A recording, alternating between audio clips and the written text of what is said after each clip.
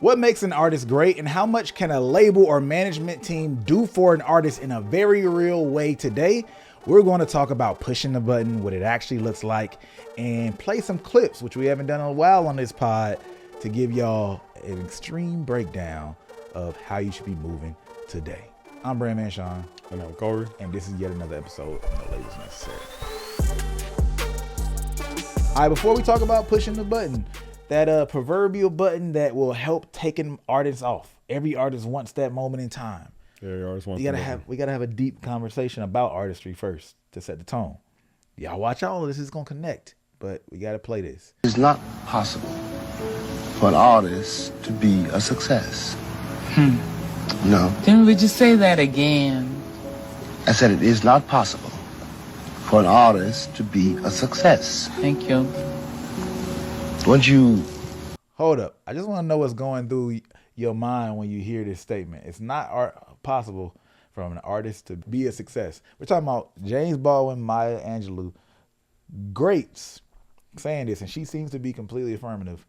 Before we go further, what you think he's going to say? I think I know where he's going. I think he's taking it to an artist can't be a success because an artist's job is to push against or find things that the people don't know they like yet. And in order for you to be a success, that means you've kind of not necessarily mastered, but you productize some things in a certain way to appease people. Hold that thought. Let's see what he says. Think of yourself as a success. You finish. Forget it. Because you know what I find is that you begin to believe your own publicity. You begin to take your identity from other people. Something else, and you stop experimenting because somebody says, well, when you did so-and-so, that was such a success. Why don't you do that again? All right. So it alludes to what you said, but it goes into a different bag of it, right? Yeah. So you talked about productization, which is so much so it's a science, all right? You have the arts and the science. Blowing an artist up and leaning into the great side of them that we've discovered is a science. So the artistry is the experimentation and finding of the bag that will blow, that the groove that will take off. But once you lean into that groove, now we in the science bag. Once we're creating song after song to lean into the sound that you have created, there is a sense of science, especially if we're doing it specifically to find more success to create the next hit, right? Yeah. So I think obviously that's what you're alluding to kind of leans into. But what he talks about is much more of an identity aspect of it too, right? Buying into your own hype. And obviously, of course, stopping experimenting because of that, which of course leans into what you're talking about. So it's like being an artist is the experimentation process. But how do we reconcile what he said with, I don't know, Kanye West?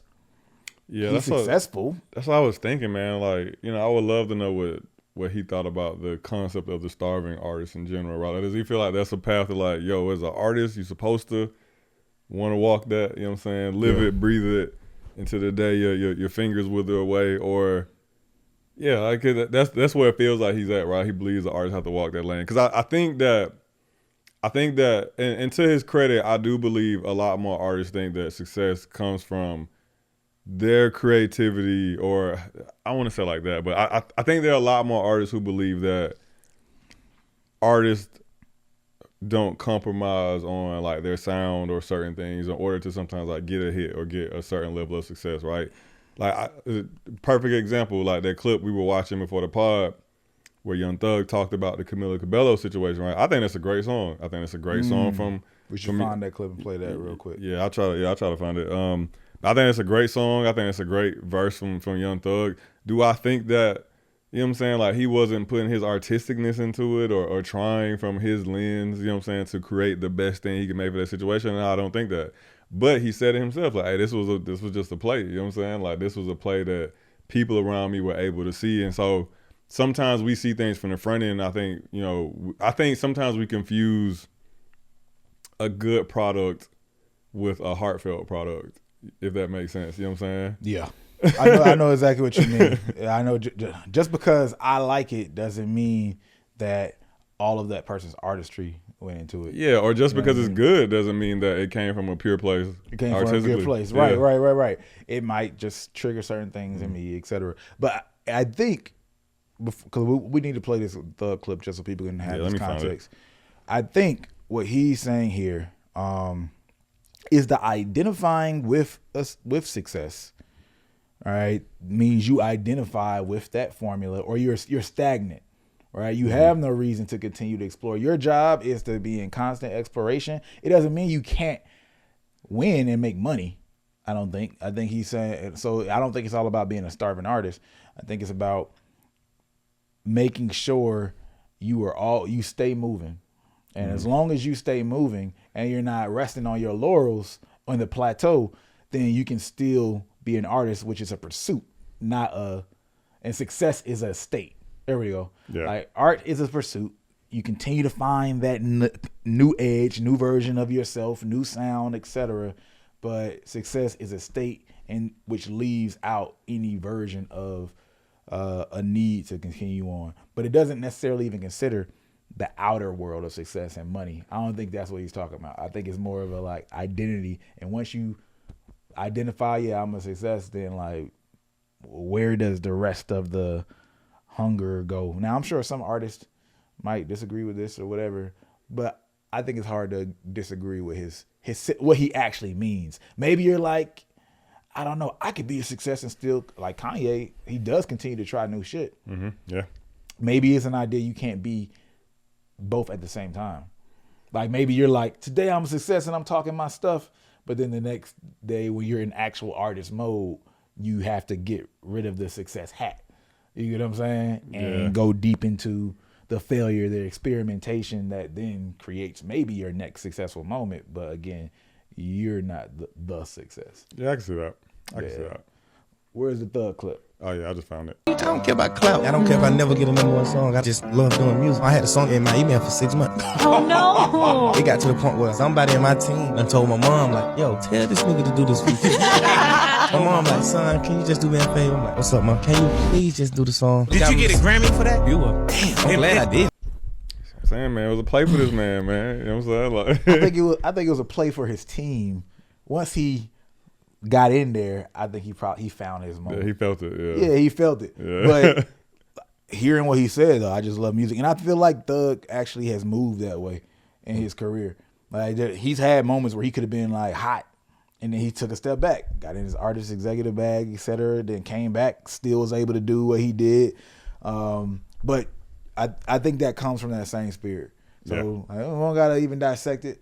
But I think that definitely continues that same thought of, all right, being the artist and being the success are two different things, because somebody else could easily just say, oh, well, that's a play, that's a song. I'm just going to continue to act in that way and become successful.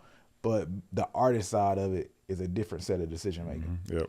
Let me stop and tell you something simple. If you've gotten views on social media and streams on Spotify and the DSPs, but you don't know who your fans are, you're doing it wrong. You got to use Forever Fan. Forever Fan is the simplest way to take people from views and streams to regular fans, and then forever fans who will spend money on you. And that's the whole point of this game, right? No one cares about having a lot of numbers on social media and DSPs anymore. The jig is up. We know that could be hacked. But having real fans who will spend money on you and show up in the real world, and then having forever fans who will make sure you never go out of business as an artist is the name of the game. So go to foreverfanmusic.com/no-labels to get access to the software and strategies that we've been using to help our clients make thousands of dollars and even hundreds of thousands of dollars, to the point that we've now collectively made indie artists specifically well over $1 million with this one idea: create Forever Fans. Again, go to www.foreverfanmusic.com/no-labels or check the link in the description if there is one, and use these strategies before the major labels finally catch up and start to saturate the game. Foreverfanmusic.com/no-labels. Back to the episode. All right, now let's talk about what it looks like to become that success from the marketing side. This is L.A. Reid, a legend in music industry as an executive, but he was an artist and producer at one point in time as well, talking about his first encounter in the old days when it comes to pushing the button. We put out a single, Artistry, our joint venture partners put out a single. It was doing okay. So I went to Clive Davis and I said, Clive, like, I need you to push the button on this thing, man. You know, he said, what's the button? I said, you know, like you did for Whitney Houston. Like, I need you to push the button. Anyway, Whitney Houston comes on stage and Whitney Houston sings. And he looks at me and he said, that's the button. All right, already right there. Like, he's separating and saying talent on one part, or also, I guess, the song she was singing. He didn't say what song she was singing. But that alone should be a good thing for artists to hear. It's like, okay, wow, my talent does matter. This is back in the old days. I want context. LA is going to talk a little bit more. But like, we're talking about the record label. If I'm a record label and I just have a button, why don't I push it on infinite amount of artists? Even the old days, record labels had artists that did fail when they were doing all the work. Not today, we know they don't do work like that, but they were doing the work back in the days. 100%. Right? And things were breaking because of them. So I always stand on this as an artist. I mean, as on the marketer side. Yes, we can put all the money in it. We can do everything. And it doesn't mean more money won't make your song perform better. And it doesn't mean that money, resources won't make a song do better than it should do. But it's going to be a ceiling. Like, perfect example. Remember I showed you the song?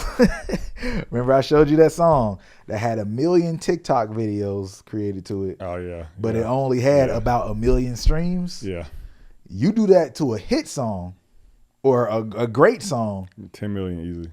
10 million streams minimum. Yeah. Absolute minimum. If you have 1 million videos created to it, honestly, it's way more than 10 million. Yeah, probably like streams. closer to like 30. Closer 50, to 30. And across platforms, probably 70 million streams. Yeah. And we're not even talking about getting into additional efforts to make sure it continues to like get seen. But 1 million videos and 1 million streams said, oh, there was a trend that caught on to this part of the song. People liked copying that particular thing. But when they went to hear the song, they said, I don't need to listen to this again. Yeah. That simple, right? Yeah. Like, so if you think this push the button thing, you feel like you misunderstand the gaps and why one song can go further than another song. Yes, you can put a lot of resources into something, but all right, track Beckham, back it up. We only got like 200,000 videos created to that song, maybe 300,000. That song, I don't even know what it's at right now. 7.2 million streams. Yeah. 7.2 million streams to try Beckham, back it up. We only had 200,000-300,000 videos. That's on Spotify. This is Spotify alone. Yeah. Spotify alone.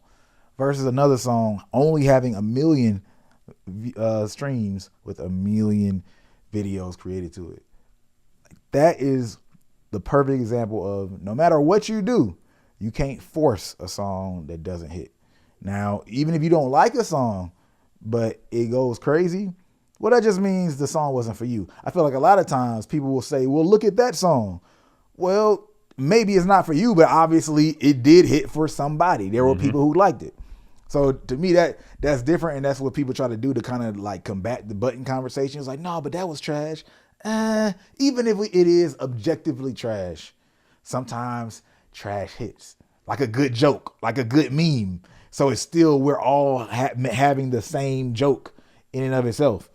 Like, I'm not saying this is a trash thing, but when 2 Chainz says it's your birthday, and the way he does it in the song, like, it's fun. We're all beyond the quality of music or not and production. It's just fun for people to do. She got a big booty, so I call her big booty. Like, people are having fun in that moment. Rebecca Black, it's Friday, objectively trash, but people are singing about like having fun, making fun of how trash the song actually is, right? Yeah. So like, it's still hitting for some reason, but you can't make a song that doesn't hit or connect in some way. Do that. You just can't. Yeah. Well, you can force it and get every stream or every interaction can be paid for. It could be all artificial, but you're never gonna have that roll that snowball effect where something really takes off if it doesn't connect in a real way. Yeah, pushing the button without the right song attached to it just feels like you just wasted a lot of money. Objectively, Yes. right? Because you could have elevated in certain ways. Yes. You know what I'm saying? Maybe more career opportunities came. Like there could be benefits for attempting to push the button, but not getting the desired effect of the button that everybody wants. You know what I'm saying? But most of the time, that's what it feels like. Man, I just dropped insert large amount of money here, and I ain't go crazy, and now I'm out. Insert large amount of money, right? Like that's what it feels like. And as the people fronting these budgets, I can't knock labels for not even wanting to attempt to push the button on every artist. But then also, I do think the button has changed. I think that his era was an era where like all aspects of distribution and marketing were like, really were controlled by like a handful of entities, right? So pushing the button for them meant that, hey, we now give you access to everybody to be able to see it. Yeah. I will argue today, you know what I'm saying? Like I will argue with label artists today, especially that their labels push micro buttons all the time. You know what I'm saying? It's like me. Yeah. It doesn't have the same impact because of the way that people receive it. And just to be real, the button used to be big and expensive, and then we had to hold on to it. Now the buttons are smaller, less impactful, but smaller buttons that we're a lot more willing to push. Micro buttons is a good way to say it. And I think nobody cares about a micro button. They don't, bro. Like, from an artist side, I get it. Like, dang, bro, like you're supposed to make me go far, and they're up there, beep. Okay, I can step through that door. You know, that doesn't have the same effect. Everybody wants the big button. You know what I'm saying? But the reality of it is the market has changed, yes. But I also think that when you know what the button's supposed to do, which a lot of artists don't necessarily, right? That's when you feel the disappointment. Like you said, from our end, like I know when I did this or when I put this amount of resources, that song went to 100. This one only went to 2 or 3. And like, But on the artist side, they're seeing still way more streams than a typical artist. Yep.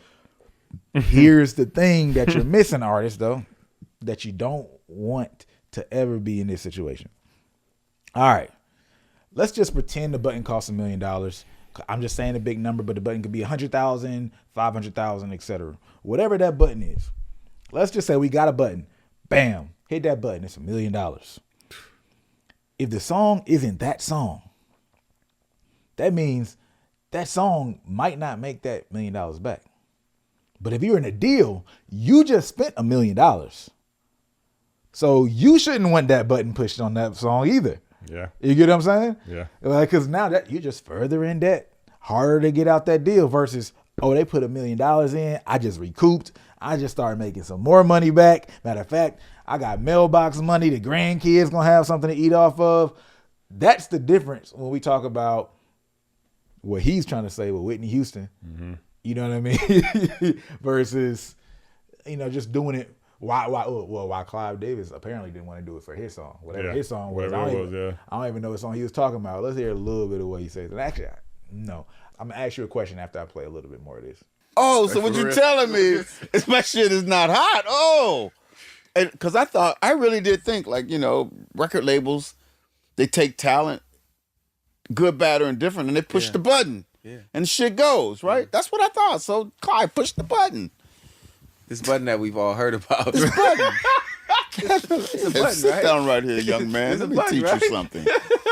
And then I saw it. I was like, oh, I get it now. Yeah. And I thought I knew. All right. So, he goes on to speak more on like how things look more when a talent picking side, et cetera, et cetera. But this is somebody who's been an artist, all right, been in a band, written, executive, legacy career, done all seats, and he's saying this. So I just want to put that note out there for people who do not know. Here's my question. Do you believe people could be tricked into liking songs that they don't like? 100%. I definitely think so. I personally, I wouldn't say I was tricked into liking it, but I can think of songs that I started out not liking that after I heard it enough times or saw it enough times, I wouldn't say I came to love it, but I was much fonder of it. Okay. And I disagree. I don't think people could be tricked into liking songs they don't like. Are you saying I liked it and it was unlocked? You liked it and you were unlocked. Yes, you got unlocked. they gave you some foreplay, you know what I'm saying? No. And slowly, next thing you know, you were ready for it. See, all right, this is what I think that people get wrong, and I we like to throw that statement out there, right? That you know, you just play it a million times and people like it. Now you can get stuff stuck in people's head, Yeah. right? And by playing it a million times, for sure. But when we talk about actually liking a song, yes, there are songs that I didn't immediately like. But we also have to realize the same idea where we hear that if you just ask people what they wanted, they would have just said they wanted a new horse instead of getting the cars created. To me, that just might be expanding somebody's taste. Your taste wasn't used to that. Your current taste didn't like that song. But as you got more exposure, you did like the song. You warmed up to it. You started to realize there are some elements that I can appreciate. And the reason I know that this is a thing is because there are some songs that I've heard a billion times and I hate. And I hate every single time I hear it, I hate it more. That's a song that you really don't like. A song that there's just taste gap. You have to understand and acquire that taste. Yeah, I get that. That's all. Yeah. And now you see what there is to appreciate. I don't think you can force somebody to like a song that they really hate, bro. Because, again, are there songs that you heard a million times that you hate? Yeah, probably if I thought hard enough about it, yeah. Give me one. That's what I'm trying to think. A song that I've heard a million times that I hate. It's kind of niche, but I am not the biggest fan of All I Want For You Is Christmas. All I Want For You, you called that niche. Because the holidays, I know it's the biggest holiday song, but it's a holiday song. But everybody know it, though. Yeah, That's not like, like I thought you were about to say some shit that I don't know and everybody heard it. Like, I appreciate it. I respect Mariah Carey's All I Want For Christmas Is You. You hate it. I do hate it. Every single time you hit. Every So time every single year you like the Grinch. Every like, time it's about to come. I'm like, oh, damn, it's Christmas time, bro. It's crazy. Like, perfect example. You know you heard that a million times and you still hate my it. whole life, really. Man. I have my whole life to grow to hate it. So just think about that. And I think, again, there's a lot of stuff. All right. A lot of people objectively love Kanye's, what album was that again? 808s and Heartbreak? 808s and Heartbreaks. Yeah. But then a lot of people hated that at first. Yeah, they did. So why do we say, oh, that was actually good music and yeah, people actually do like that versus saying, no, that was just some trash that got pushed on us. People were selective with that. I don't know, man. It was so much hate for it at the time. I feel like the people that loved it appreciated it and raved about it for years, but I really feel like the album as a whole is just starting to get its appreciation like the last, I'll argue, like 5 years. See, that's just some super lover stuff. Yeah. Like, nobody feels like that, man. Come on now. Bro, I'm telling you, bro. You feel like people are starting to appreciate it as much as you appreciate it. That's what you say. Yeah, that's what I'm saying, bro. I was there, bro. I remember, bro. Niggas was not fucking with 808. That's my point. But they do love it more, and it got a lot of acclaim and appreciation. People acknowledge it. 100%. Yeah. That's my whole point. Like, but we don't look at it as that. Like you say, hey, y'all still got ways to go. That's what you're saying. Yeah, basically, yeah. But but nobody got tricked into loving it. Like maybe you were closed-minded to good music, and you just didn't know that lane exists, and you didn't know how to react. You didn't know what to do with it. Some people hear stuff, and if they can't play it in the club, they don't know what to do with it. There's a lot of artists like that. I learned last year. Yeah, it's last year now. I learned last year how many people don't even understand and know good music, and especially if it just doesn't have a certain type of bop. I'm not going to go into the details of how, because I don't want to bring that conversation up right now. You know, people get distracted. But a lot of people don't understand what good music is if it's not a certain wave, a lane. I know what to do with this, and I could play this in the environment that I tend to go in, whatever that is. So then it's like if you don't know what to do with it and how to react and absorb it, there's no utility. And I think more consumers think that way than we realize. It's like, all right, can I play this at the party, or can I play that when I'm out there with my girls, or can I twerk to this, or can I play this in a strip club? L.A. Reid said something this about black music. He was like, we are now looking at these boxes and putting our music into these boxes. Can it be played in these environments? And which is keeping us from creating whole genres like we did when we created rock, jazz, et cetera, right? Versus people just looking at the music for the music. Yeah. And then, figuring out where to play it or find a new environment. So I don't know, man. I think I call cap on all music being able to be forced on people, and all of a sudden, like, okay, it's trash, it's bad. And same thing for pushing the button. Again, if you push the button, we know on the wrong song, people will not absorb it. Yeah, and actually, man, I want to take my answer back too, man. I'm sorry I hated on the Queen, man. I just thought about... You want to hate on a different song? No, yeah. Because the hate's still out there. Like, what are you taking back? I don't understand. Yeah, yeah, you're right. Yeah, the hate is still out there. But I feel like a better answer for that for me would be, I personally just got into Nirvana. Like maybe literally like a week ago, I just came to respect them artistically and their music. You know what I'm saying? I know they're, amazing. Yep. Great songs. You know what I'm saying? I think about where I was in life when somebody first tried to get me to listen to a Nirvana song. And it wasn't gonna go. You know it didn't fit in your life box. It didn't fit in my life, exactly. But it didn't fit my worldview, my music taste at the time. And for some reason, man, it came on my Spotify radio. Actually, no, I was playing this game where you like, oh yeah, video games to the slip beats and some shit. stuff in you. See, and part of that's a good way to think about it too, because stuff will catch you off guard when you on video games. It'll be playing, and it does get caught in your head a little bit more. But now that you know it and you're more familiar, now you'll listen to it for what it is. And actually, it was two things. I played it in the game because the game is called like Moon Rider or some shit. And then there was this kid on TikTok that had made I can't think of the guy's name, but he's like this black guy. And he does like what people hear when they hear like a certain artist song, and he did that. When I was like, man, that shit kind of fire. Like he kind of snapping on his joint. And it made me go listen to the song, and I was like, damn, Nirvana kind of fire, bro. Like, mind unlocked. It finally opened up. Because finally, in a video game, your whole experience wasn't just about the music. Yeah. So you were able to like not overjudge and overthink it. Yeah, exactly. That's what it was, man. So again, and Nirvana's another great example. Because yeah, for sure, like there's a lot of people who hate entire genres and things, and just this. But your taste just isn't there. Yeah. You don't have no place for it in your life, and that's fine. That's fine.